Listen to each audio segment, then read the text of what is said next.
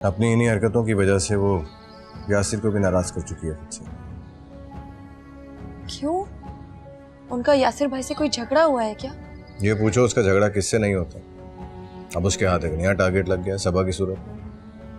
लेकिन सबा तो बहुत अच्छी लड़की है, फिर आप ही को सबा से क्या मसला हो सकता है? अरे तुम उसको छोड़ो, तुम्हें उसकी नेचर का अंदाजा नहीं है क्या? वो बचपन से ही ऐसी ही है, सब पे हुक्म जमाना उसकी आदत है। और अब सबा से उसकी बनती नहीं है क्योंकि सबा भी उसकी टक्कर की। ये तो बहुत ही अजीब सिचुएशन है। अब्बू समझाते नहीं है क्या आप ही को? समझ अकल वालों को आती है, अना वालों को नहीं। अब वैसे भी इंसान को अच्छे की उम्मीद रखनी चाहिए, बुरे की नहीं। अब तुम ज्यादा टेंशन मत लो, मैं अब्बा से खुद बात करूंगा। उमर आया था यहाँ,